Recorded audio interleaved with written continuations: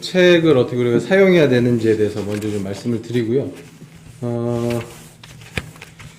처음에 이제 이름을 쓰셔야 됩니다. 맨 앞쪽에 이름이라고 되어 있어서 이름을 꼭 쓰셔야 되고, 처음에 이제 한 번은 제가 무료로 드립니다. 근데 만약에 혹시 잊어버리셨다 그러면은 사셔야 됩니다. 잊어버리지 마시라는 거예요. 네, 절대 잊어버리지 마시고 이름 꼭 쓰셔서 절대 잊어버리시면 안 됩니다. 왜냐면 이거 제가 이제 한 번 만들 때 요 한 권이 한 1시간 정도 걸려요. 그러니까 뽑고 이제 이거 다 꽂고 하는데 1시간 정도 이제 시간이 걸리기 때문에 잊어버리시면 안 됩니다. 절대 잊어버리시면 안 됩니다. 자, 그리고 넘어가서 우리 2페이지에 간단하게 이제 소개글을 제가 좀 적었습니다. 뭐 간단하게 이야기하면 옛날에 우리가 히딩크 감독이 2002년 월드컵을 할 때 감독으로 와서 우리 국가대표팀에 대해서 진단을 한 게 있습니다. 그래서 원래 이제 우리가 그전에는 한국 축구가 체력은 괜찮고 정신력은 좋은데 기술이 부족하다. 그래서 기술을 좀 가르쳐 줄 수 있는 사람이 왔으면 좋겠다라고 생각을 했는데, 히딩크가 와가지고 그게 무슨 말이냐, 한국 선수들은 기술은 괜찮다, 근데 기본이 안 돼 있다, 이렇게 이야기를 했거든요. 그러니까 체력이 안 돼 있고 정신력이 약하다, 이렇게 이야기를 했습니다. 그래서 그때 와서 했던 게 그 기초 훈련을 굉장히 열심히 했죠. 그래서 우리 교회도 저는 마찬가지라고 생각을 해요. 교회가 뭐 이런저런 세상에 많은 것들을 가져오고 행사들을 많이 가져와야지 건강해지는 것이 아니고, 사실 가장 중요한 것은 교회는 기본이 바로 세워져야 된다. 그리고 하나님의 말씀이 중요하다. 우리가 뭐 설교도 많이 듣고 또 세미나나 이런 거 뭐 인터넷에도 굉장히 많이 있죠. 근데 사실 우리가 엄밀하게 따져보면 하나님의 말씀인 성경을 잘 모르는 경우가 많이 있습니다. 그래서 우리가 지난주에도 성경 책 이름을 쭉 써봤잖아요. 근데 우리가 성경 책 이름도 사실은 잘 모르는 사람들이 많이 있고, 교회를 오래 다녔지만 성경 책 이름도 모르는데 내용도 잘 모르겠죠, 당연히. 그게 이제 사실 우리가 기본이 잘 안 돼 있다라고 생각을 하시면 될 것 같습니다. 그래서 일단 우리는 기본을 열심히 하자, 기본을 충실히 하자 라는 마음을 가지고 이렇게 우리가 성경 통독을 하도록 하겠습니다. 3페이지 보시면 우리가 성경 공부를 하기 위해서 기본적으로 좀 가져야 되는 자세가 있는데, 일단 첫 번째, 성경은 어렵지 않다. 어떤 사람들은 성경이 굉장히 어렵다고 생각을 하고, 그래서 나는 절대 알 수 없을 것이다 라고 생각을 하는데, 성경은 하나님께서 처음 주실 때부터 어렵게 주신 게 아니에요. 그래서 우리가 신명기 30장 14절 말씀 한번 같이 읽어보도록 하겠습니다. 시작.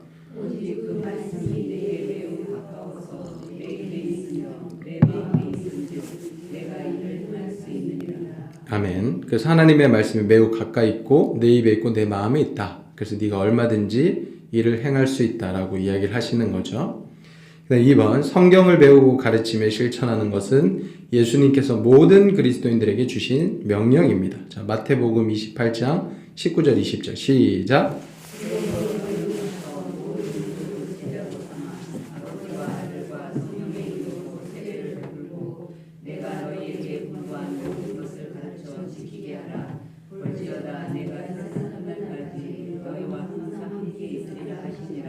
아멘. 그래서 예수님께서 제자들에게 주신 명령인데, 너희는 누구나 할 것 없이 모든 사람들에게 가서 이제 제자로 삼아서 이 말씀을 가르쳐야 된다, 지키게 해야 된다라고 이제 명령을 하시는 거죠.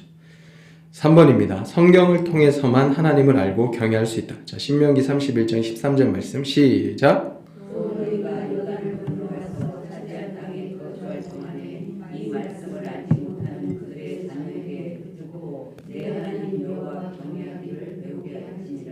아멘. 네, 그래서 너희가 그 이제 모세에게 하나님께서 모세를 통해서 이스라엘 백성들에게 하신 말씀인데요. 자, 너희가 요단강을 건너가서 약속의 땅에 들어가거든 이 말씀을 알지 못하는 자녀들에게 가르쳐라. 그래서 여호와 하나님 경외하기를 배우게 해라. 그래서 하나님의 말씀을 통해서만 우리가 하나님을 알 수 있고 경외할 수가 있습니다. 4번, 성경만이 우리를 온전하게 하며 선한 일을 할 수 있게 한다. 시작. 모든 성경은 하나님의 감동으로 된 것으로 교훈과 책망과 할례함과 의로로 교육하기에 유익하니 이는 하나님의 사람으로 온전하게 하며 모든 선한 일을 하는 능력을 가지게 하리라. 아멘. 성경만이 우리를 하나님의 사람으로 온전하게 한다. 그죠? 이렇게 기록이 되어 있습니다. 그다음 5번 우리는 누군가의 선생이 되어야 한다. 시작.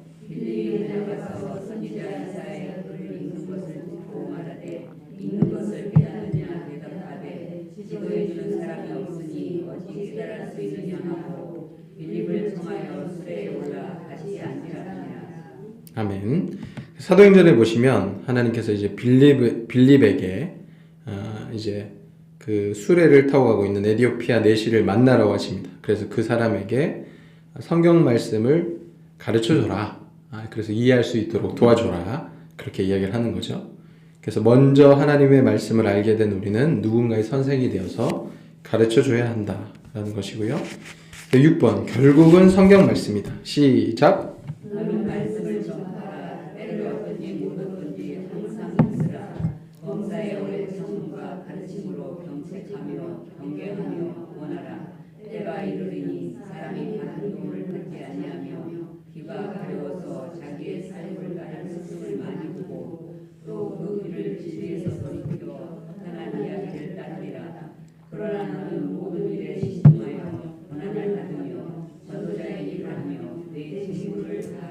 아멘. 사도 바울이 이제 디모데라는 자기의 제자에게 했던 말씀인데요.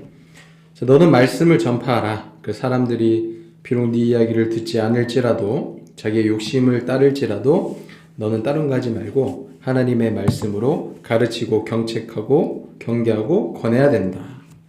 자, 그래서 요 6가지의 내용을 반드시 기억을 하시고 내가 성경을 열심히 공부해서 또 그것을 가르치고 전파하는 것, 그걸 통해서 하나님을 경외하는 것, 그래서 하나님께서 기뻐하시는 온전하고 선한 일을 살아가야겠구나, 선한 삶을 살아가야겠구나 라는 것을 함께 배울 수 있는 시간이 됐으면 좋겠습니다.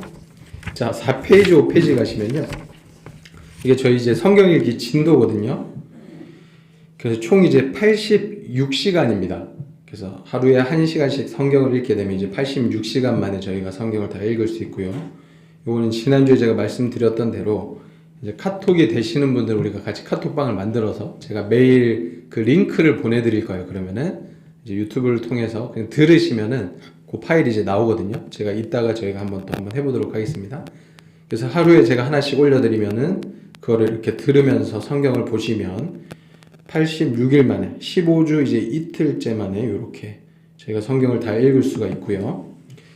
그 다음에 일주일에 이제 6일만 하시면 됩니다. 저희 일단 주일은 뺐습니다. 주일 하루는 뺐고 이제 나머지 그냥 평일날 토요일까지 해가지고 하루에 1시간씩 들으면은 이렇게 됩니다.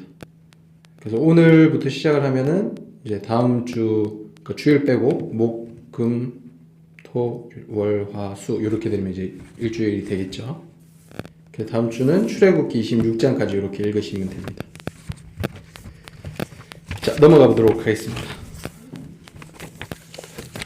뭐 질문 있으신가요? 네. 이따 질문 한 번에 봐. 저 뒤에 책 가져가세요. 네네, 책 가져가시면 됩니다.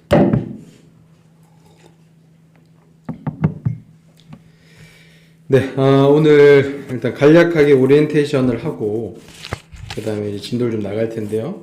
지난주에 했던 오리엔테이션이랑은 좀 다릅니다. 자, 우리에게 믿음이 필요할까라는 질문을 먼저 좀 던지고 시작하도록 하겠습니다. 자, 우리가 이 세상을 살아가는데 믿음이 필요할까요? 안 필요할까요? 예, 필요하죠. 우리가 하나님을 믿는 믿음 말고도 사실 우리가 살아가면서 근본적으로 가지고 있는 믿음이 있습니다. 자, 그 중에 하나가 뭐냐면 의사를 향한 믿음. 그죠? 우리가 아플 때 병원 가잖아요. 병원 왜 갑니까? 병원 가려고 하죠. 믿음이 있는 거죠. 의사에 대한 믿음이 있는 거죠. 만약에 의사가 다 돌팔이다 이러면 가겠습니까? 의사를 내가 못 믿겠다 그러면 누가 병원을 가요, 그죠? 자, 그런 믿음. 그 다음에 버스도 우리 타잖아요. 무슨 믿음이 있습니까? 버스 기사는 운전을 잘할 것이다. 비행기도 타죠. 비행기 왜 탑니까? 운전사에 대한 기본적인 믿음이 있는 거예요, 그죠?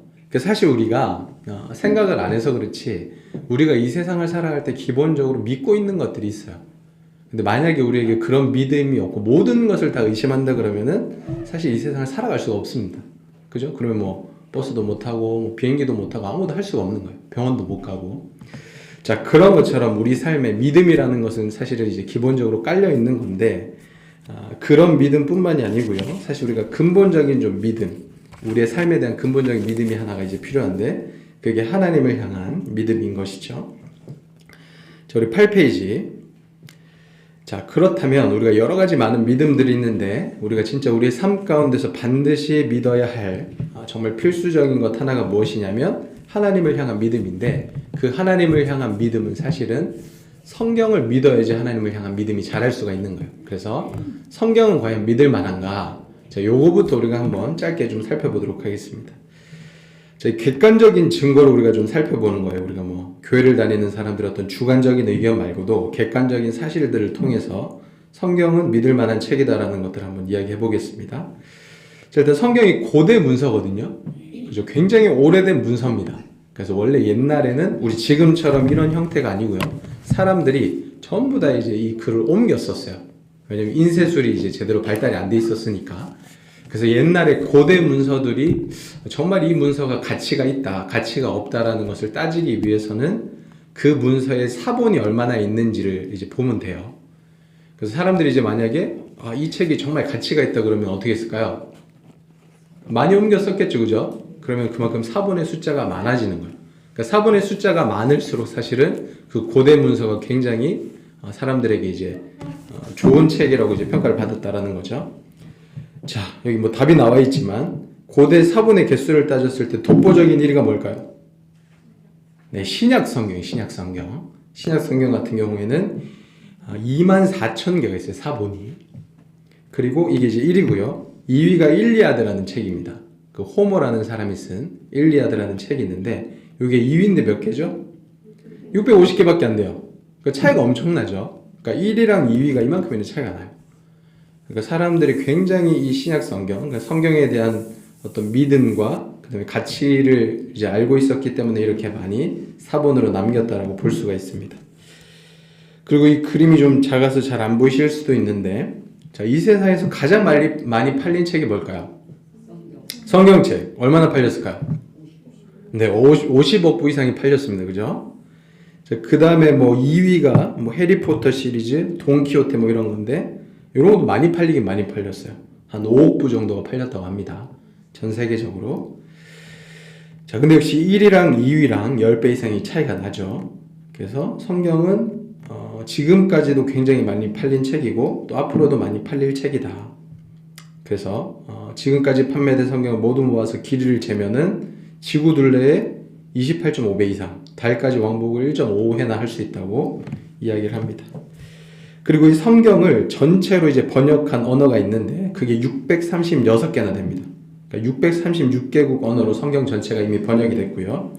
일부분을 이제 번역한 언어가 3223개, 지금 현재도 번역 중인 언어가 2433개가 됩니다. 이거 엄청나죠? 그러니까 엄청 많이 번역이 됐고 지금도 번역하고 있고 앞으로도 이제 번역을 할 것이라는 거죠. 자, 그만큼 성경이라는 것이 옛날에도 많은 사본을 남기면서 사람들에게 인정을 받았고요. 지금도 많이 팔리면서 사람들에게 그 가치를 인정받고 있고요. 그 다음에 앞으로도 계속해서 번역이 되면서 그 가치가 유지될 예정입니다. 자, 이렇게 사실은 객관적인 어떤 데이터들만 보더라도 사람들이 성경에 대해서 굉장히 가치를 두고 있다는 것을 우리가 살펴볼 수가 있는 거죠. 그래서 우리는 뭐 당연히 교회를 다니니까 성경 당연히 중요하지.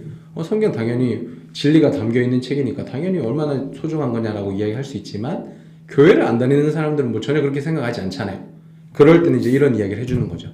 사실은 이 성경이라는 게 객관적으로도 굉장히 사람들에게 그 가치를 인정받고 있다. 그렇게 이제 이야기를 해주시면 됩니다. 자, 그래서 이런 내용들만 우리가 생각을 해도 성경은 굉장히 믿을 만한 책이며 특별히 그 책에서 증거하고 있는 우리가 믿고 있는 여호와 하나님도 믿을 만한 분이라는 것을 알 수가 있습니다. 그리고 그 하나님을 향한 믿음이 있을 때 우리가 진짜 이 세상을 가치 있고 행복하게 살아갈 수가 있는 거예요. 뭐 의사의 솜씨를 믿고 뭐 어떤 버스 기사들의 운전 솜씨를 믿고 이런 거랑 이제 차원이 다른 거예요. 그죠? 우리 인생의 근본적인 문제가 해결이 된다고 할 수가 있습니다. 자, 이 내용을 기억하시고 우리 1주차 창세기에서 출애굽기 내용을 좀 살펴보도록 하겠습니다. 그래서 오늘은 창세기부터 출애굽기까지 제가 간략하게 개관을 좀 해드리도록 하겠습니다. 자, 11페이지에 보시면 우리가 지난주에 했던 거죠. 구약 성경을 장르별로 분류해 봅시다 했는데 다 적으실 필요는 없고요. 오늘 공부할 내용만 적으시면 됩니다. 첫 번째는 지금 창세기 내용을 할 거기 때문에 창세기만 적으시면 돼요. 맨 처음 거에 창세기. 쉽죠? 네, 근데 창세기를 적으시면서 외우셔야 돼요. 그래서 다음번에는 창세기 출애굽기까지 적으셔야 되고, 그 다음에는 창세기 출애굽기 레위기. 요렇게 이제 계속 하나씩 늘어가는 거죠. 그래서 여러분들이 이걸 이제 다 외우셔야 됩니다. 창세기 다 적으셨죠? 넘어가겠습니다. 자, 12페이지. 자, 개론이기 때문에 그냥 큼지막한 내용들만 좀 정리해 드릴게요. 자, 창세기의 개론인데 일단 제목을 살펴보도록 하겠습니다. 자, 창세기 무슨 뜻입니까? 창세기. 네, 우리가 쓰고 있는 제목은 이제 한문이죠, 한문.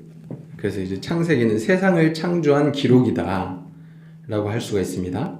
세상 창조에 대한 기록. 우리나라 성경에는 이제 그렇게 번역이 되어 있는데, 원래 이제 구약 성경 같은 경우에는 히브리어 성경이잖아요.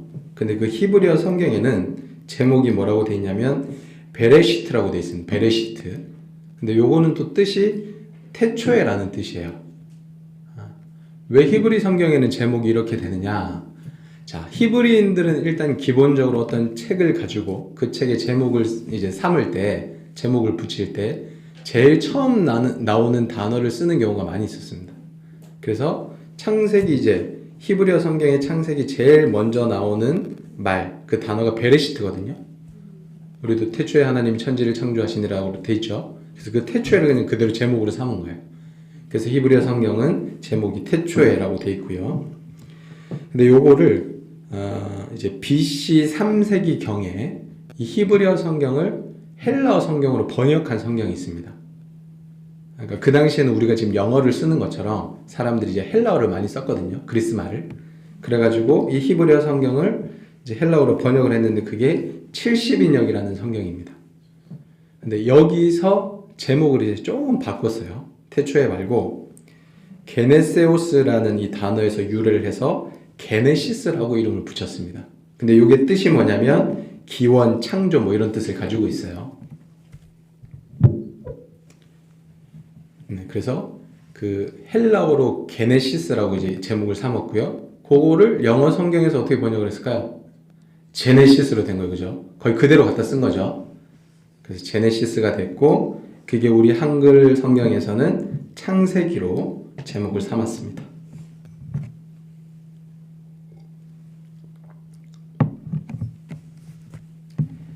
네, 그래서 우리가 쓰는 이제 제목이 그렇게 유래가 됐다라는 걸 아시면 되고요. 저자는 뭐 우리 전통적으로 모세로 보고 있습니다. 그리고 기록연대는 출애굽 후부터 모세의 사망 이전 사이의 기간, BC 1446년에서 1407년 사이의 어느 기간으로 보고 있습니다. 그럼 이 책을 누가 읽느냐? 일단 1차 독자는 누구냐면 출애굽 이후 광야 생활을 하던 이스라엘 백성들이죠. 그리고 가나안 정복 시대 이후를 살아갈 이스라엘 민족의 모든 후손들. 그러니까 일단 1차적으로 이스라엘 백성들을 향해서 이 책이 기록되었다고 보시면 되고요. 그 주요 내용은 창세기는 크게 두 가지 줄기가 있습니다. 첫 번째는 뭐냐면 우주 만물과 전 인류의 역사의 기원. 그죠? 여기 이제 첫 번째 큰 흐름이고요. 그러니까 인류 전체 역사를 한번 이제 기록을 한 거죠. 이게 1장부터 11장까지입니다. 간단하게 전 인류의 역사라고 보시면 됩니다. 그 다음에 12장부터 50장까지가 특별히 이스라엘 백성들의 역사라고 보시면 됩니다. 근데 그 12장부터 50장까지 이스라엘 백성들의 역사가 쭉 진행이 되는데 특별히 유명한 4명의 족장들이 나옵니다. 누구죠? 아브라함, 이삭, 야곱, 요셉. 요 4명이 이제 등장을 하면서 이 책의 내용이 쭉 이어지죠. 자, 그래서 창세기는 이제 그렇게 구성이 되어 있습니다. 그래서 밑에 이제 네모칸이 되어 있잖아요. 그래서 제가 색깔도 좀 넣어놓고, 그 다음에 이제 글씨도 좀 써놨습니다. 자, 일단 색깔로 좀 구별을 한 게 1장부터 11장까지 파란색으로 되어 있죠. 그러니까 이게 전 인류의 역사에 대한 내용이라서 이렇게 색깔로 구별을 했고요. 12장부터 50장까지는 이제 이스라엘의 역사, 이스라엘의 족장사라고 보시면 됩니다. 자, 다시 좀 더 세부적으로 보시면 이제 인류 전체의 역사에는 또한 4가지 정도 큰 주제가 나옵니다. 첫 번째가 천지 창조죠. 우리가 잘 알고 있는 천지 창조. 하나님께서 천지 만물을 창조하신 내용이 나오고요. 두 번째 큰 주제는 3장부터 나오는데 인간의 타락. 그죠? 하나님께서 선악과를 먹지 말라고 하셨는데 아담과 하와가 선악과를 먹고 하나님의 말씀에 불순종했습니다. 그래서 인간이 타락을 했고 점점 죄악이 굉장히 커지죠. 그래서 6장에 보시면 엄청나게 이제 그 땅에 죄악이 가득한 거예요. 그래서 사람들이 막 자기 그냥 하고 싶은 대로 자기 멋대로 막 살아가는 모습이 나옵니다. 그래서 하나님께서 홍수로 심판을 하시죠. 그 내용이 이제 7장부터 나오고요.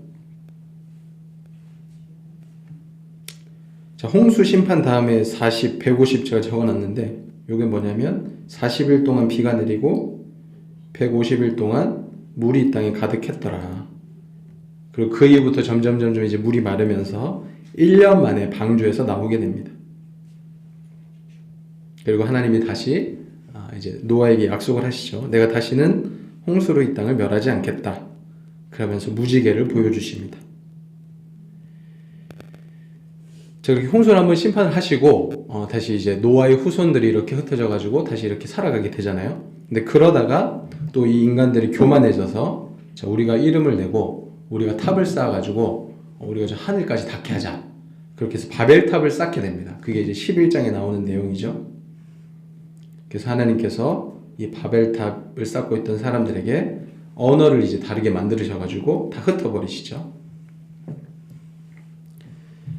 자, 요런 전 인류, 우리 모든 인류에 관련된 역사가 1장부터 11장까지 나오고요. 그 다음에 12장부터는 이스라엘 족장들의 이야기가 나오는데 우리가 잘 아는 아브라함이 제일 먼저 나옵니다. 75세 때 하나님으로부터 부르심을 받아가지고 하란이라는 곳에서 가나안 땅으로 가게 되죠. 자, 그러다가 쭉쭉쭉 이제 살아가다가 이제 21장에서 약속의 아들 이삭이 출생합니다. 근데 이때 아브라함의 나이가 몇 세죠? 100세예요. 처음에 부르심을 받을 때가 언제죠? 75세. 몇 년 지났습니까? 25년이나 지난 거예요. 그죠? 하나님께서 25년 전에 약속한 게 이제 21장에서 드디어 이루어진 거예요. 25년 만에. 그렇게 또 아들을 얻었는데 하나님께서 22장에 또 바치라고 그러십니다. 근데 또 이제 아브라함이 거기에 순종을 해서 이삭을 바치러 모리아 산이라는 곳으로 가게 되죠. 물론 하나님께서 이제 이삭을 잡으려고 할 때 하지 말라 그러고 이제 염소 하나를 보여주시면서 그걸 대신 제물로 바쳐라 라고 이야기를 하긴 하지만 사실 아브라함은 이미 마음속에서 이제 자기 아들 완전히 죽인 거예요. 그죠? 하나님한테 완전히 바친 거죠. 죽이지만 않았을 뿐이지. 자, 그래서 이런 하나님을 사랑하는 마음, 자기 아들보다 하나님을 더욱더 사랑하는 마음을 보시고 하나님께서는 아브라함의 믿음이 확실하다라는 것을 또 이제 인정을 해주십니다. 자, 그렇게 하다가 이제 25장에서 아브라함이 죽게 되고요. 그 다음에 이삭이 자식을 낳게 되는데 쌍둥이 아들들인데 이름이 에서와 야곱입니다. 40, 60 이건 뭘까요? 40세. 네, 40세 결혼을 하고 60세 자식을 낳았다. 맞습니다. 여러분들이 이거 성경 읽으시면서 이렇게 조금씩 더 정리하시면 돼요. 각자 이제 정리하시면 되고 제가 그냥 큼직한 것만 좀 넣어놨습니다. 40세 결혼을 했는데 또 60세 출산했어요. 그러니까 여기도 좀 이제 자식이 늦은 거죠, 그죠? 아브라함처럼. 자, 그렇게 됐는데 지금 보시면 27장에서 이삭이 자기가 이제 죽기 전에 좀 축복을 해야겠다.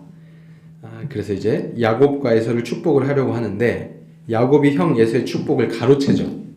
그래서 에서가 굉장히 분노하게 되고 28장에 보시면 야곱이 멀리 도망을 가게 됩니다. 어디까지 가냐면 하란까지 가게 돼요. 하란이 어디냐면 야곱의 어머니인 리브가의 고향입니다. 그리고 저기 자기 할아버지죠. 할아버지인 아브라함의 고향이기도 하고.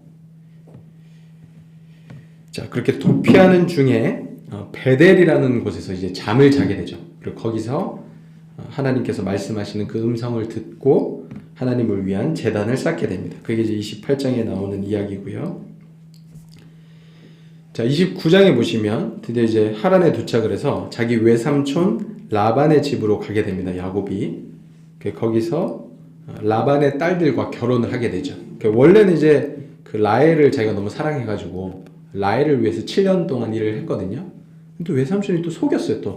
그래가지고 첫째 딸인 레아를 먼저 줘버린 거예요. 그래서 아니 외삼촌이 이러시면 어떡합니까? 우리 원래 우리 관습은 동생보다 언니보다 동생을 먼저 보내면 안 된다.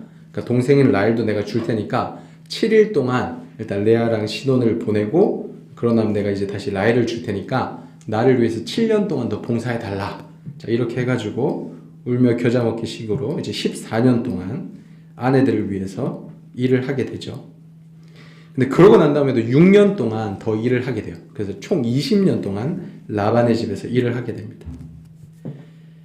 자, 근데 그때 자녀들이 많이 태어납니다. 그죠? 그래서 처음에는 레아를 통해서 르시레유라고 적었는데 이제 첫 글자만 땄어요. 루벤, 시몬, 레위, 유다. 그죠? 그 다음에 빌하라는 여종을 통해서 단과 납달리가 태어나게 되고요. 그 다음에 실바라는 또 여종을 통해서 갓과 아셀이 태어나게 되고 또 레아를 통해서 이사갈, 스불론, 디나. 디나는 빨간색으로 제가 해놨죠. 왜 빨간색으로 했을까요? 예, 딸입니다, 딸. 그 다음에 드디어 라헬에게서 요셉이 태어납니다. 그죠? 그래서 29장, 30장 여기 쭉쭉쭉쭉 야곱의 자녀들이 태어나는 이야기인데 사실 이제 자녀가 태어나는 건 굉장히 신나고 행복하고 즐거운 일이잖아요. 근데 이 집은 그렇지 않았습니다. 왜요? 서로 엄청 싸웠거든요. 서로 자식 낳는 것 때문에 서로 막 질투하고 시기하고 막 싸우면서 자식을 낳아가지고 자식은 많지만 바람 잘 날이 없었습니다. 자, 이제 31장에 보시면 내가 도저히 이제 여기 더 이상은 있으면 안 되겠다. 나도 이제 내 집을 좀 세워야 되는데 언제까지고 내가 뭐 외삼촌이자 이제 장인 어른이 됐죠. 그러니까 라반의 집에서 내가 이렇게 일만 해줄 수는 없지 않겠느냐. 그래서 내가 이제 돌아가겠다라고 이제 생각을 했는데 이제 쉽게 보내주지 않으려고 하니까 이제 야곱이 그냥 도망을 해버린 거예요. 도피를 하게 되고 그걸 이제 라반이 따라와가지고 잡고 그래서 서로 간에 이제 언약을 세우는 내용이 31장에 나옵니다. 자, 그리고 이제 야곱이 다시 하란을 떠나서 아버지의 집으로 돌아오려고 하는데 마음속에 걸리는 게 있습니다. 누구죠? 에서. 형이 과연 나를 용서했을까? 아직도 나를 미워하고 나를 만나면 죽이려고 하면 어떡하지? 그래서 이제 막 밤새도록 야복강가라는 데서 이제 하나님을 붙들고 막 씨름을 하기도 하고 그 다음에 먼저 이제 재물들을 형한테 막 보내는 거예요. 그러니까 처음에는 이제 사자를 보냈는데 그 사자가 이제 에서한테 갔다 오더니 지금 에서가 주인님을 만나러 400명이나 지금 이끌고 옵니다. 이 얘기를 이제 딱 들은 거예요. 그러니까 긴장이 되는 거죠. 그죠? 근데 왜 400명이나 이끌고 왔을까요? 야곱을 치려고 그랬을까요? 그건 뭘까요? 아니면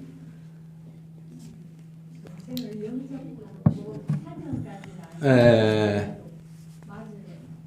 아마 그랬던 것 같아요. 그죠? 왜냐면 사실 지금 가고 있는 길이 광야거든요. 근데 광야 같은 경우에는 뭐 일단 뭐 먹을 것도 부족하고 물도 부족하고 또 뭐 도적이나 강도떼들이 굉장히 많습니다. 그래서 사실은 뭐 이렇게 자기를 도와줄 수 있는 어떤 군대나 군인들이 있으면 훨씬 더 이제 도움이 많이 되죠. 그래서 아마도 에서는 이미 야곱을 용서했을 것이고 그냥 그 동생을 맞이하려고 이제 400명의 군사들을 거느리고 오고 있었던 것 같은데 야곱은 자기가 그냥 찔리는 거예요. 그죠? 자기가 잘못한 게 있으니까. 그래서 400명을 데리고 오고 있다 그러니까 야, 이거 나를 치려고 이러는 거 아니냐 이렇게 생각을 해가지고 나름대로 이제 머리를 짜서 먼저 막 형한테 막 예물을 막 갖다 바쳐요. 갖다 바쳐가지고 이건 형을 위해서 내가 보내는 예물입니다 막 얘기하고 이렇게 하다가 이제 33장에 야곱과 에서가 상봉을 하게 됩니다. 또 만나자마자 막 둘이 껴안고 막 울고불고 막 난리가 나요. 네. 자, 그러고 에서가 야, 내가 우리 군사들이랑 같이 너랑 동행할 테니까 같이 가자 이렇게 이야기를 했는데 야곱이 어떻게 하죠? 먼저 가시라고. 나는 천천히 가겠다고 이렇게 이야기를 해요. 왜 그럴까요? 또 아직도 야곱은 찝찝한 거예요. 그죠? 예, 지금 형이 막 엄청 막 감격적으로 제의를 했는데 아 그래 뭐 잘 지낸 이러다 근데 옛날에 무슨 일 있었더라? 아 그래 옛날에 너 내 축복 빼앗았지 이러다 갑자기 또 뭐 또 자기를 때리지는 않을까 그렇게 생각을 했던 것 같아요. 그래서 형을 먼저 보내고 우린 천천히 가겠다라고 이야기를 하다가 세겜이라는 곳에 이제 머물게 됩니다. 근데 거기서 또 이제 큰 일이 발생을 하죠. 34장에 보시면 이제 세겜 땅에 머물게 되는데 거기서 이제 야곱의 딸 디나가 그 땅에 있는 이제 이 여인들을 어떻게 이제 패션 어떻게 되나 옷은 어떻게 입나 여인들을 좀 보러 이렇게 갔다가 그 땅의 추장 또 세겜이라는 사람이 있습니다. 이 사람에게 성폭행을 당하게 되죠. 네, 그래서 결국에는 이 야곱의 아들들이 이제 그 땅에 있는 남자들을 다 죽이는 그런 일이 일어나게 됩니다. 그냥 이제 서 따라갔으면 괜찮았을 텐데 그죠? 괜히 자기가 찝찝해가지고 그래가지고 참 안 좋은 일이 일어났습니다. 자, 그래서 다시 35장에 보시면 하나님께서 베들로 올라가라. 야곱 너는 베들로 올라가서 다시 하나님께 예배를 드려라. 그래서 베들로 올라가서 예배를 드리고 이때 또 베냐민이 출생을 하고 라헬이 여기서 죽습니다. 그리고 야곱과 이삭이 상봉을 하게 되고요. 이삭이 180세를 일기로 죽음을 맞이합니다. 자, 그러다가 이제 37장부터 우리가 잘 알고 있는 요셉 이야기가 나옵니다. 요셉 이야기가 나오는데 요셉이 꿈을 2개를 꿨어요. 근데 그 2개의 꿈이 전부 다 형들이 듣기에는 굉장히 안 좋았어요. 그러니까 결국에는 자기들이 요셉을 막 섬기게 되는 그런 꿈이었거든요. 그래가지고 요셉을 막 시기 질투하고 안 그래도 아버지가 이 요셉을 너무 이제 편애해가지고 기분이 나빴는데 이 꿈 얘기까지 하니까 너무 더 이제 기분이 나쁜 거예요.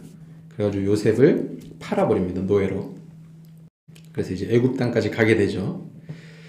자, 요셉의 이야기가 나오다가 38장에 보시면 갑자기 또 유다 이야기가 나와요. 요셉의 형 중에 이제 유다라는 사람이 있거든요. 유다 이야기가 나오면서 이 유다가 며느리를 맞이했는데 그 며느리 이름이 다말입니다. 그래서 원래 첫째랑 결혼을 했는데 첫째 아들이 죽어요. 그래서 둘째 아들이 형의 대를 이어주기 위해서 다시 또 이제 다말이랑 결혼을 했는데 둘째 아들이 또 죽어요. 이제 아들이 3명 있었는데 셋째 아들까지 죽을까봐 유다가 셋째 아들 나중에 줄 테니까 너 먼저 친정집으로 좀 가 있어라 이래서 보내요. 근데 시간이 한참 지났는데도 유다가 이제 셋째를 자기한테 안 주는 거예요. 이 며느리한테. 그 다말이 이제 계략을 세워가지고 또 유다와 동침을 하게 되고 자식을 낳게 됩니다. 그 자식들의 이름이 베레스랑 세라죠. 여기도 쌍둥이입니다. 쌍둥이. 근데 재밌는 것은 이 유다의 아들이면서 손자인 약간 애매한 이런 사람들이 지금 이 둘 다 아들이라고 하기도 그렇고 손주라고 하기도 그렇고 좀 이상한데 근데 이 베레스라는 사람의 자손 중에 다윗 왕이 나오고 예수님이 나옵니다. 네. 그리고 지금 요셉 이야기가 나오다 유다 이야기가 나왔잖아요. 그러니까 이 이유가 뭐냐면요. 나중에 역사가 진행이 되다 보면 이스라엘 나라, 이스라엘 지파들 중에 대표성을 띠게 되는 2지파가 있습니다. 그 지파 하나가 요셉 지파 중에 에브라임 지파예요. 그 다음에 또 하나가 유다 지파예요. 그러니까 사실 이스라엘 역사에서 그 에브라임 지파랑 유다 지파가 굉장히 중요하거든요. 그래서 그 이야기를 창세기부터 이렇게 따로 좀 다루고 있는 것 같아요.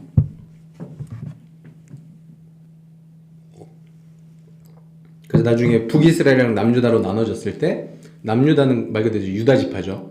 북이스라엘은 대표적으로 에브라임이라고 많이 부릅니다. 에브라임이 이제 요셉의 아들이죠.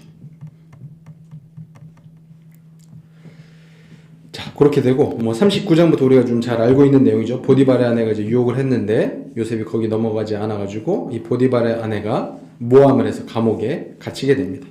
40장이 이제 꿈을 해석해주고 그 술 맡은 관원장과 빵 맡은 관원장이 있었는데 빵 굽는 관원장은 이제 죽게 되고 술 맡은 관원장은 풀려나게 되죠. 자, 이 사건을 계기로 41장에 보시면은 바로 왕의 꿈까지 해석을 해주고 애굽 땅의 총리가 됩니다.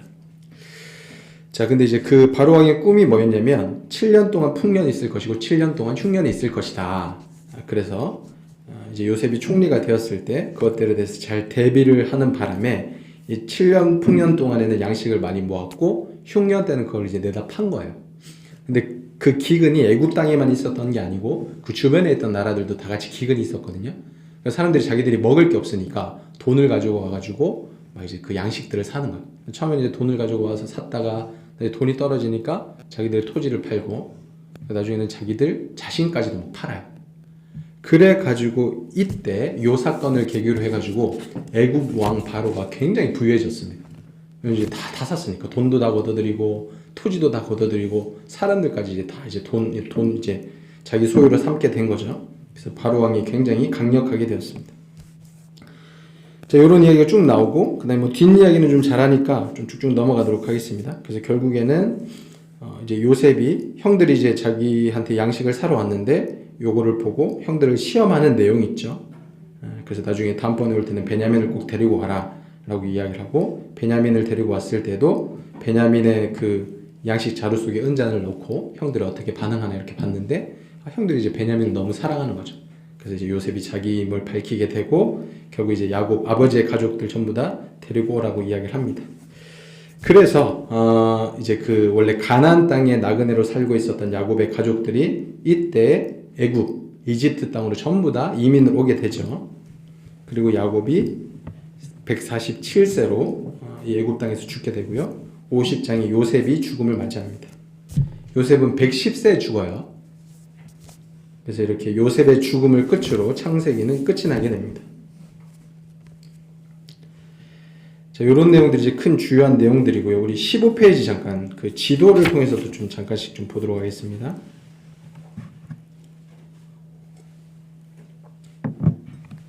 자, 여기 보면은 셈과 함과 야벳 돼 있죠. 이들이 누굽니까?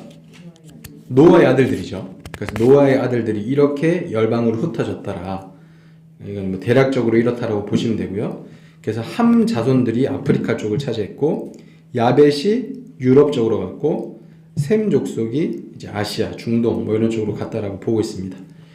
특별히 그때 이제 가나안 땅을 차지하고 있었던 민족들은 함의 자손들이에요. 그래서 뭐 아르와스, 말, 알가, 뭐 신, 시도, 아모리, 브리스, 헷, 히위, 여부스, 기르가스 이런 사람들은 전부 다 함의 자손이라고 보시면 됩니다. 넘어가겠습니다. 16페이지. 자, 아브라함이 어떻게 이동을 했는가? 아브라함의 경로에 대해서 나와 있는데요. 아브라함의 아버지가 데라라는 사람입니다. 데라. 이 데라라는 사람이 원래 우르라는 지역에서 살고 있었어요. 그러니까 원래 자기 고향 땅은 하란이라는 곳인데 아마 이제 이민을 간 것 같아요.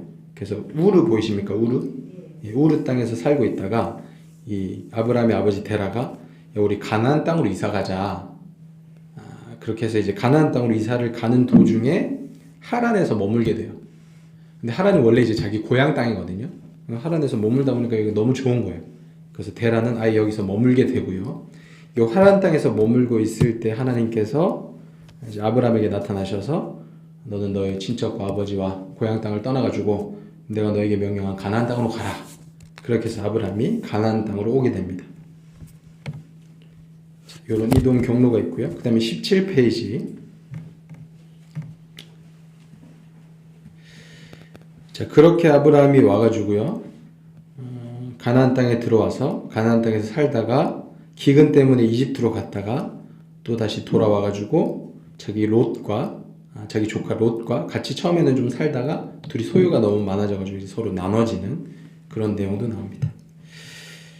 그 성경을 읽으시다가 뭐 잘 모르겠거나 뭐 지역 이름이 나오시면 여기를 좀 참고하시면 될 것 같아요. 그럼 도움이 되겠죠? 자, 그다음 18페이지.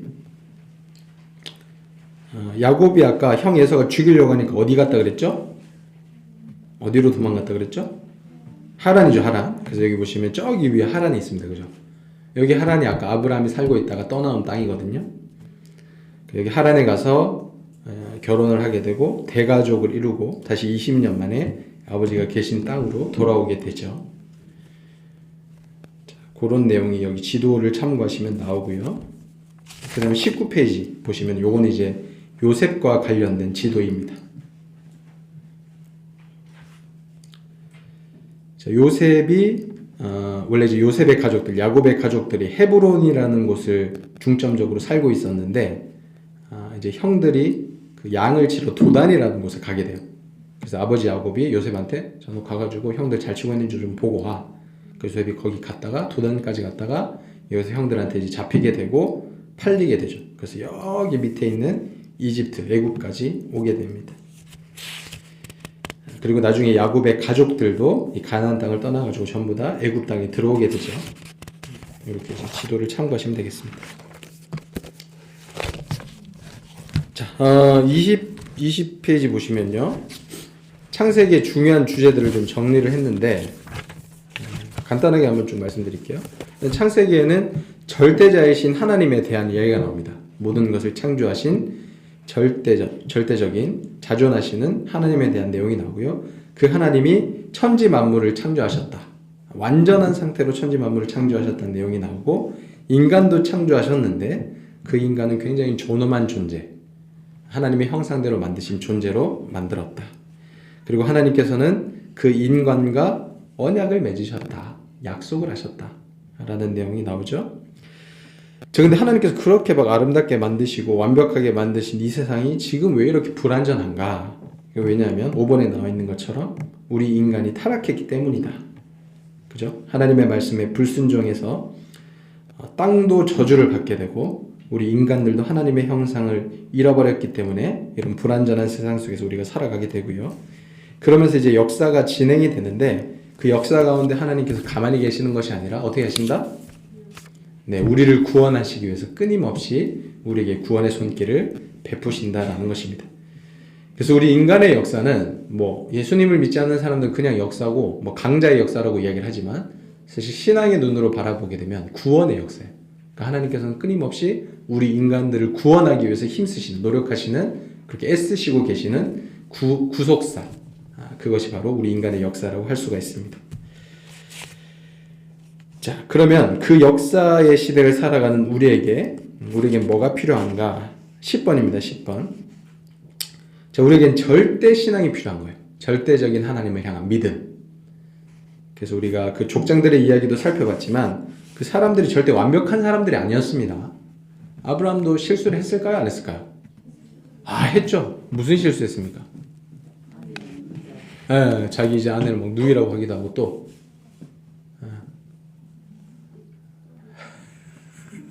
머릿속에 있는데 이게 말로 하려니까 잘 안 되죠. 그죠. 사라가 이제 나는 틀렸나 봅니다 이러고 이제 여종을 딱 준다 그러니까 또 덥석 또 그대로 해가지고 이스마엘이 태어나죠. 그래서 근데 또 사라는 또 웃겨. 그렇게 또 태어나니까 또 시기 해가지고 또 내쫓으라고 그러고 막. 여자들은 왜 그런지 모르겠습니다. 죄송합니다. 네, 웃자고 하는 소리였습니다. 자, 그런 이야기. 자, 그러니까 결코 이제 성경에 나오는 인물들이 100% 완벽한 사람들은 아니었어요. 근데 이렇게 이제 성경의 기록에 남아있고 그들을 우리에게 하나님께서 소개해 주신 이유는 뭐냐면 그들 안에 하나님을 향한 절대적인 믿음이 있었다라는 거예요. 그러니까 우리랑 똑같이 실수도 하고 넘어지기도 하고 그러지만 그러나 그들의 마음속에 하나님을 절대적으로 붙드는 이 믿음이 있었기 때문에 하나님께서는 그들을 끝까지 붙들고 가셨다. 그래서 우리에게도 요청되는 건 뭐냐면 완벽한 삶이 아닙니다. 하나님을 절대적으로 믿고 신뢰하는 그 신앙을 하나님께서 원하고 계시는 거죠. 자, 그런 내용이 이제 쭉 나오고요. 그 다음에 뭐 12번부터 뭐 이렇게 쭉 보시면은 결국 하나님께서 그렇게 하나님을 믿고 의지하는 사람들 끝까지 이끌고 가신다. 지키시고 보호하신다. 그런 내용입니다. 자, 이런 내용들을 우리가 창세기를 통해서 알 수가 있고요. 그 다음에 우리 출애굽기 내용도 살펴보겠습니다. 자, 출애굽기를 보시면요. 요거 제목이 출애굽기잖아요. 출애굽기는 또 무슨 뜻일까요? 네, 애굽을 탈출한 기록 뭐 이런 겁니다. 그래서 출 띄우고 애굽 띄우고 기 이렇게 되는 거죠. 근데 요것도 원래 히브리어 성경에 보면은 웰레 셰모트라고 돼 있는데 요것도 이제 그 출애굽기의 첫 단어예요. 그리고 그 뜻은 뭐냐면 그리고 이것들은 이름들이다. 뭐뭐의 이름들이다. 뭐 이런 뜻이에요. 요거를 역시 이제 헬라어로 번역했던 70인역에서 출발, 탈출의 의미를 가진 엑소더스라고 이제 이름을 붙였죠. 요게 그대로 또 영어 성경에 와가지고 영어 성경에도 보면 출애굽기가 엑소더스예요, 그죠? 우리 한글 성경은 출애굽기라고 그렇게 제목을 정했습니다. 자, 저자 역시 모세고요. 기록 연대도 역시 출애굽 후부터 모세 사망 이전의 기간 BC 1446년에서 1407년 사이 중 후반부라고 보고 있습니다. 그리고 이제 이스라엘 백성들을 위해서 쓴 거고요. 1차적으로. 그 다음에 중요한 내용은 또 이제 크게 두 가지 정도가 되는데, 일단 출애굽 사건, 그 다음에 시내산 언약. 요 두 가지가 굉장히 중요한 사건이라고 보시면 됩니다. 자, 장별로 내용을 살펴보시면 제가 또 이제 색깔을 좀 다르게 했습니다. 그죠? 뭐 또 이유가 있겠죠. 그래서 1장부터 13장 중반부까지는 이스라엘 백성들의 애굽 땅에 있으면서 일어났던 여러 가지 기적들. 그래서 출애굽한 이야기가 나옵니다. 자, 1장부터 13장 중반부까지는 애굽 땅에 있으면서 일어났던 뭐 10가지 재앙들 있잖아요. 요런 사건들이 여기 기록이 되어 있습니다. 자, 그리고 13장 중반부에 애굽에서 나왔어요. 하나님께서 이제 딱 인도해 주셔가지고 마지막 10번째 재앙 때 딱 나와가지고 이제 애굽 땅에서 탈출을 했는데, 그럼 지금 이제 이스라엘 백성들이 어디를 향해서 가야 될까요? 네. 궁극적인 목적지는 가나안인데 제일 처음 모세가 이스라엘 백성들을 이끌고 어디로 갔을까요? 시내산에, 시내산. 그죠? 네. 처음에는 시내산을 가야 돼요. 왜요? 처음에 모세가 이 불타는 떨기나무 가운데서 하나님을 만났던 곳이 시내산이에요. 네. 시내산 혹은 호렙산이라고 하는데, 그래서 거기서 다시 이제 하나님을 만나야 되는 거죠. 그래서 모세가 처음에 이스라엘 백성들을 애굽 땅에서 다 끌어낸 다음에 처음에 이제 시내산을 향해서 가는 거예요. 그래서 13장 중반부부터 18장까지는 이스라엘 백성들이 애굽에서 나와서 시내산까지 가는 여정입니다. 그러면 이제 19장부터 마지막 40장까지는 어떤 내용일까요? 아직 광야는 아니고 지금 어디 도착했다고 그랬죠? 시내산에 있죠. 시내산에 있으면서 발생했던 여러 가지 일들, 그게 이제 19장부터 40장까지 나와 있습니다. 그래서 뭐 1장부터 13장까지는 우리가 잘 알고 있는 이제 10가지 재앙을 통해서 하나님께서 이스라엘 백성들을 이끌어내시는 내용이고요. 13장 중반부부터 18장까지는 홍해를 건너고 하나님께서 만나와 매출하기로 이스라엘 백성들을 먹여주시는 그런 내용이 나오고요. 그 다음에 19장부터 이제 보시면 시내산에 도착을 해서 먼저 하나님과 언약을 맺습니다. 이스라엘 백성들이 언약을 맺고, 그 다음에 거기서 십계명, 그 다음에 여러 가지 율법들, 그리고 성막을 만드는 방법, 이런 것들에 대해서 이제 다 듣죠. 그래서 그런 내용들이 이제 쭉 기록이 되어 있습니다. 특별히 여기 보시면 이제 성막에 관련된 내용이 두 번 나와요. 앞쪽에 이제 25장부터 한번 쭉 나오고요. 31장까지 나오고, 그 다음에 또 이제 36장부터 또 쭉 나오거든요. 왜 두 번이나 나올까요? 한 번만 나와도 힘든데. 중요하기도 하고, 처음에 앞부분은 하나님께서 이렇게 만들라고 우리에게 명령하셨다. 그 뒤에는 그래서 우리가 이렇게 만들었다. 요래요. 그래서 이제 두 번이 기록이 되어 있는 거예요. 그래서 두 번 나오더라도 너무 힘들어하지 마시고, 이런 의미에서 이렇게 되어 있구나 라고 생각을 하시면 되겠습니다.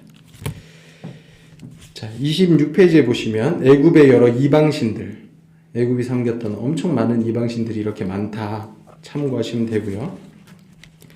27페이지에 보시면요, 이스라엘 백성들이 이집트에서 나와서 요 빨간색 화살표를 따라가시면 됩니다.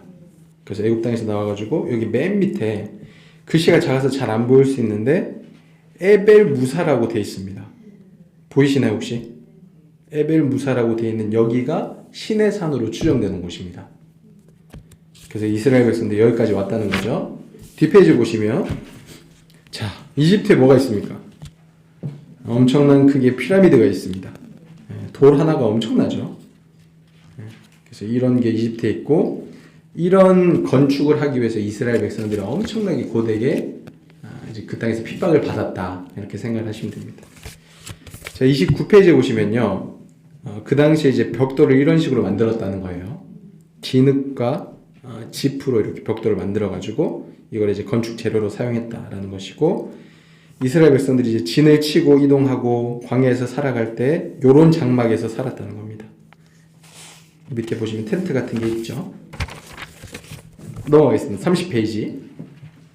자, 여기가 이제 시내산으로 추정되는 곳입니다. 그래서 에벨 무사라는 곳인데, 밑에 이제 시내산 정상에 제가 올라가 봤습니다.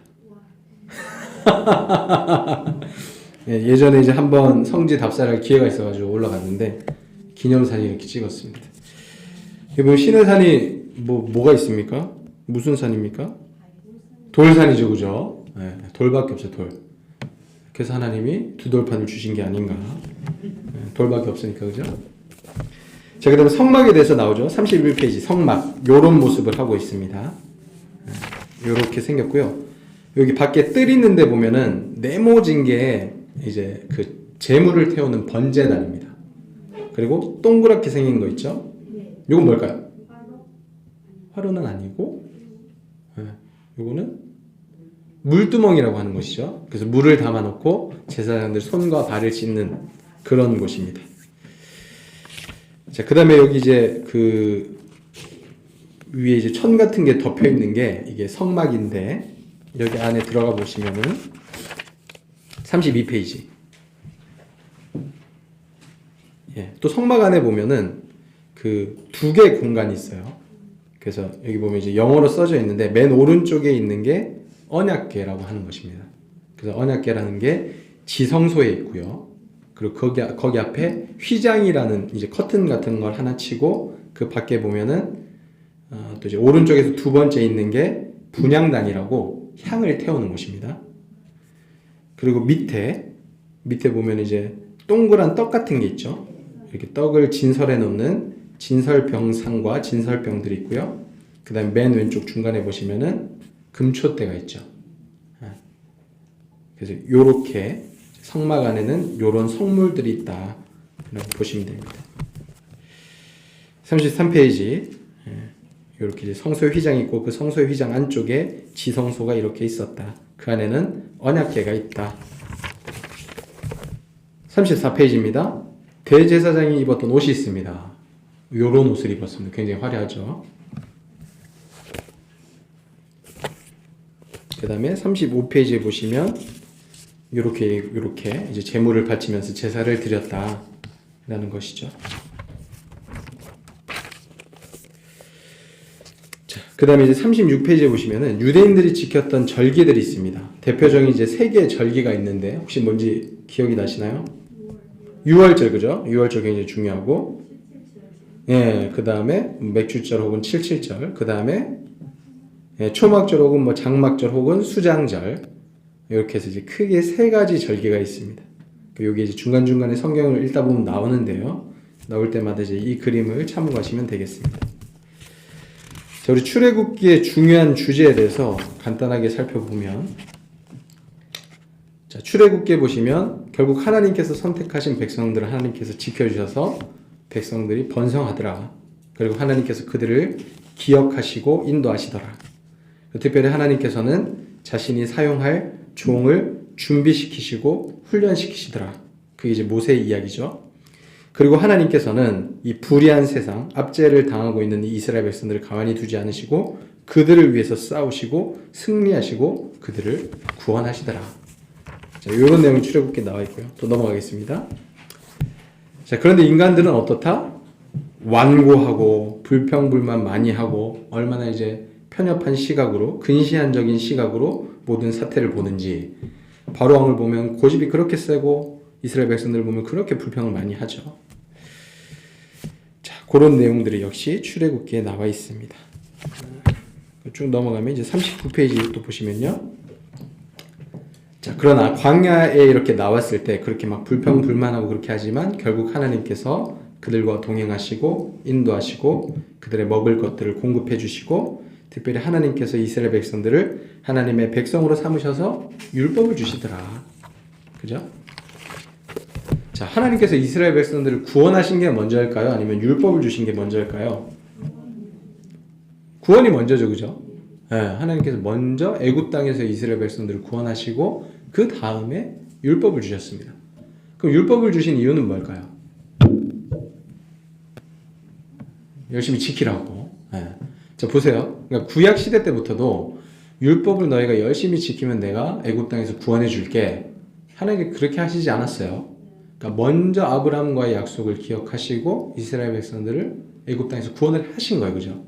그리고 그 다음에 율법을 주시고, 자, 이제부터는 네가 애굽 땅 사람들처럼 살지 말고 그들의 법대로 살지 말고 하나님의 법대로 살아야 된다.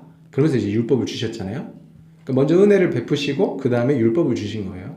그러니까 우리도 마찬가지입니다. 신약을 살아가는 우리도 하나님께서 먼저 예수님을 믿는 믿음으로 구원을 해주세요. 그 다음부터 우리가 하나님의 말씀에 순종하면서 살아갈 수 있도록 계명을 주시는 거죠. 사실 똑같은 거예요. 그러니까 우리가 이제 예수님을 믿고 옛날 사람들처럼 예수님을 믿지 않는 사람들처럼 살면 안 되잖아요. 그래서 우리는 하나님의 법이 필요한 거예요. 하나님의 말씀이 필요한 거죠. 이스라엘 백성들도 마찬가지입니다. 자, 그래서 먼저 은혜가 있고 구원의 은혜가 있고 그 다음에 하나님께서 율법과 여러 가지 법들을 주셔서 하나님의 백성답게 살아갈 수 있도록 우리를 인도하신다. 그런 내용이 나와 있고요. 그 다음에 사람들은 끊임없이 하나님과의 언약을 깨지만 하나님께서는 그 언약을 기억하시고 끝까지 우리들을 붙드신다. 이런 내용도 나와 있습니다. 그 다음에 16번, 17번을 보시면 출애굽기에서 우리가 반드시 기억해야 될 사실인데 그게 뭐냐면 이스라엘 백성들이 헌신하고 순종을 하는 내용이 나오는데 이게 성막을 만들 때 이 내용이 나와요. 그러니까 그게 뭐냐면요. 성막을 만들 때 여러 가지 많은 재료들이 필요하거든요. 근데 그거를 하나님께서 모세를 통해서 이스라엘 백성들에게 이제 내라고 합니다. 모으라고 해요. 근데 원칙이 하나 있습니다. 그게 뭐냐면 억지로 하지 마라. 그러니까 너희 중에 자원하고 기뻐하는 마음이 있는 사람들 것만 모아라. 그리고 사람들이 이제 막 기뻐하고 자원하는 사람들만 막 냈어요. 근데 부족하지 않고 막 차고 넘쳐가지고 이스라엘 백성 그 모세가 이제 그만 가져와도 된다 라고 할 정도로 엄청나게 많은 예물들이 모였습니다. 자, 하나님께 헌신하고 순종하는 건 그렇게 해야 되는 거예요. 자원하는 마음과 기쁜 마음으로 억지로 하지 않고 그게 하나님께서 기뻐하시는 순종이죠. 그 다음에 아까도 말씀드렸지만 성막 내용이 2번 나왔잖아요. 그러니까 처음에 하나님께서 이렇게 만들라고 말씀하셨습니다. 기록했고 뒤에 보면은 그래서 우리가 이렇게 만들었습니다. 그러니까 그 내용이 완전히 똑같아요. 그러니까 그게 뭐냐면 우리가 하나님께서 말씀하신 그대로 했습니다. 그러니까 그런 내용이 있는 거예요. 자, 우리가 하나님의 말씀에 순종할 때도 이런 자세가 필요합니다. 그러니까 내 마음대로 내가 원하는 것, 내가 좋아하는 것만 빼가지고 그것만 하나님의 말씀으로 가져다 쓰는 게 아니고 하나님께서 말씀하시면 그 말씀 그대로 우리는 순종을 해야 되는 거예요. 그게 하나님께서 우리에게 원하시는 모습인 거죠. 자, 요런 내용들이 자세하게 이제 출애굽기에 기록이 되어 있습니다. 자, 그러면 우리가 함께 좀 성경 말씀을 좀 읽어볼 텐데요.